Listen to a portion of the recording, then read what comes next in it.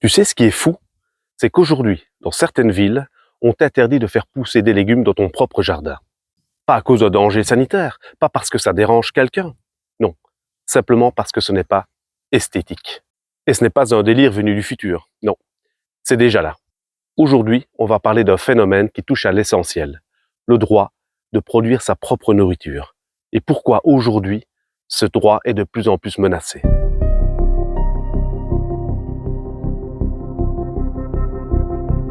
Dans plusieurs communes, notamment en France, en Belgique et aux États-Unis, des arrêtés municipaux interdisent ou limitent fortement les potagers visibles depuis la rue. Par exemple, dans certaines communes de France, des personnes ont reçu des injonctions à retirer des buttes ou serres non conformes au cadre paysager. Aux États-Unis, un couple a été condamné à détruire son jardin avant procès. En Belgique, certains règlements interdisent les cultures en façade ou en bac. Je vous cite ici un extrait du guide de l'agriculture urbaine à Bruxelles. Dans certains cas, des autorisations d'urbanisme sont nécessaires pour les cultures en façade ou sur l'espace public. Les règlements communaux peuvent aussi interdire certains aménagements, par exemple des bacs en voirie ou des cultures visibles en façade.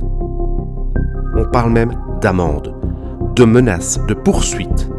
Et pourtant, on parle juste de légumes, de tomates, de nature. Alors, je sais ce que tu vas dire. Ce n'est qu'un point qui est repris hors de toute une série de mesures. Et tu auras raison. Et d'ailleurs, ces mesures peuvent paraître complètement absurdes. Mais elles ne sont pas anodines. Elles traduisent une chose.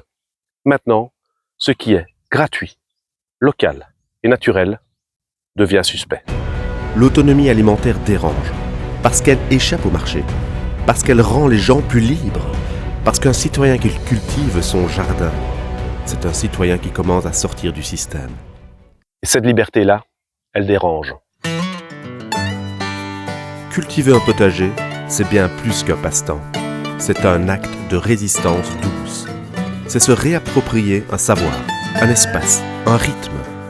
Et c'est aussi une manière de dire « j'ai le droit de nourrir mes enfants sans dépendre d'un supermarché ou d'une industrie ».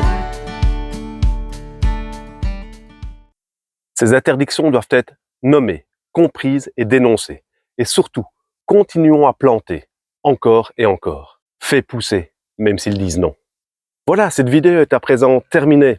Dis-moi en commentaire si toi aussi tu as connu de telles situations. Et si tu as envie de voir d'autres vidéos sur la liberté, l'autonomie et la décroissance, abonne-toi, car on va continuer à faire un pas vers le côté.